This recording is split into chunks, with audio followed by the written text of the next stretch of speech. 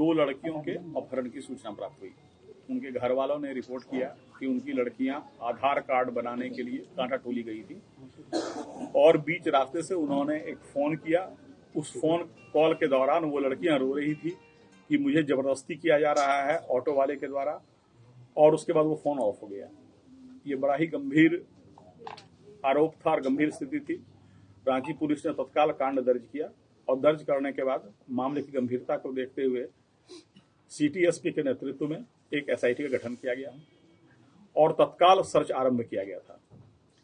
और पुलिस रात भर जो है, जो भी संभावित लोकेशंस थे, वो जंगल, पहाड़, सारी जगहों पर विभिन्न टीम बनाकर सर्च किया गया, लेकिन इसका कोई सूत्र हम लोग को नहीं मिल पाया।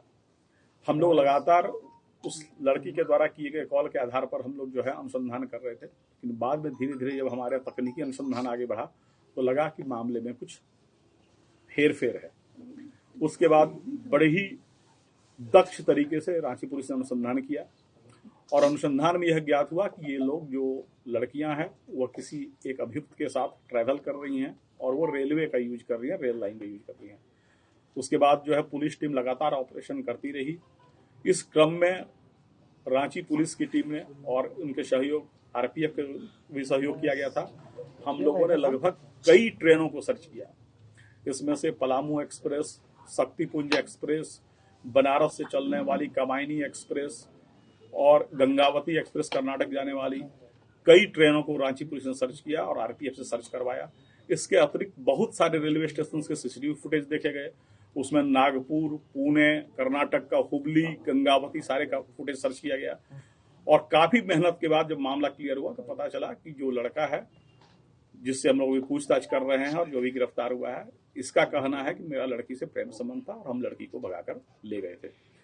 लड़कियों से हम लोग पूछताछ कर रहे हैं और चूंकि अभी वो शॉक में है तो हम लोग अभी कुछ भी स्पष्ट अभी उनके द्वारा जो है इंफॉर्मेशन नहीं बता पा रहे हैं कि वो क्या कहना चाह रही हैं। लेकिन कुल मिलाकर था कि लड़कियों ने उस अभियुक्त के बहकावे में आके ही ये झूठा ऑडियो भेजा था ताकि घर वालों को ये लगे कि अपहरण हो गया है और वे अपने बॉयफ्रेंड के साथ जा सकें। अभी हम लोग सारे मामले का सत्यापन कर रहे हैं, पर बहुत ही शातिराना अंदाज से जो अभियुक्त है और उनके सहयोगी ने इस पूरे भगाने की प्लानिंग रची थी और इस पूरे प्लानिंग के दौरान ये लोग पुलिस के लोकेशन ट्रेस से बचने के लिए इन लोगों ने कई बार फोन को तोड़ा, सिम को तोड़ दिया, कई बार जो है नए फोन को लेकर रेलवे स्टेशन की केवल वाईफाई का यूज किया या अपने मित्र को बुलाकर वाईफाई का यूज किया ताकि पुलिस जो है सिम के आधार पर ट्रेस न कर पाए। और यह रांची पुलिस के लिए बहुत बड़ी चुनौती थी, लेकिन एक रिकॉर्ड टाइम में रांची पुलिस ने बहुत ही जबरदस्त अनुसंधान किया। इस पूरे अनुसंधान में गढ़वा एसपी और नगर उटारी थाना प्रभारी और कर्नाटक के एडीजी और कर्नाटक के कोप्पल जिले के एसपी ने काफी सक्रिय सहयोग किया। आरपीएफ के द्वारा भी जबरदस्त सहयोग हुआ और इस पूरे टीम वर्क के चलते और हमारी एसआईटी के जबरदस्त काम के चलते दोनों लड़कियां सकुशल बरामद हो गई है, जिनसे पूछताछ भी चल रहा है। और जो इस पूरे प्रकरण में जो मुख्य आरोपी था वह कर्नाटक का रहने वाला है, जो हैदराबाद में काम करता है, मोहम्मद इस्माइल, और उनके 4 सहयोगी, कुल 5 आदमी को हम लोगों ने गिरफ्तार किया है जो पूरी योजना में लड़कियों को ले जाने और भगाने में शामिल थे।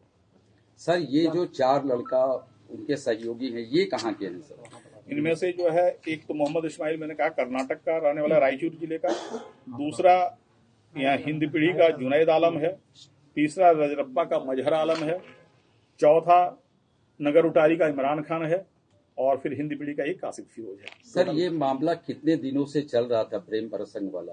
क्योंकि सोशल मीडिया अभी जो है जिन बातों को हम लोग सत्यापन कर रहे हैं इस लोग पर है कि ये पहले से ये लोग इंटरनेट पे जुड़े हुए थे, बाद में जो है इनसे फिजिकली मुलाकात भी होता था और जो मुख्य अभियुक्त है वह यहाँ पर 5 जनवरी को ही आ गया था।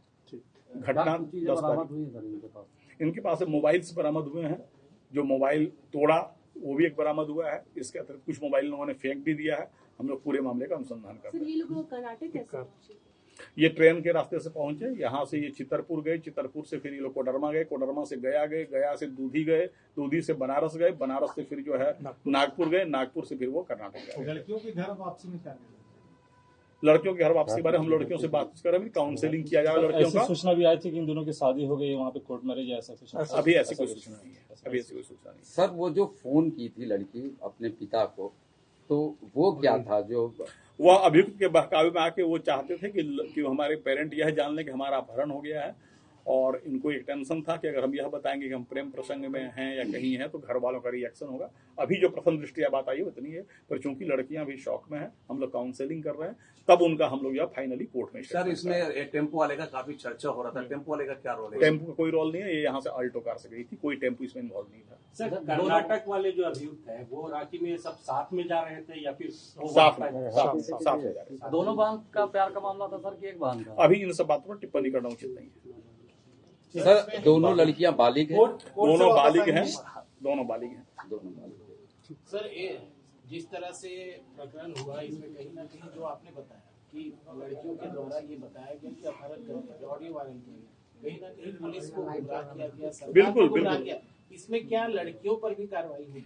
हमारे यहाँ उसके लिए भी प्रावधान है, पर हम लोग पहले पूरे मामले की छानबीन कर लेंगे। अगर लगेगा कि पुलिस को झूठी कहानी रचने में लड़कियों की भी संलिप्तता है तो उन पर भी कानूनी कार्रवाई संभव है।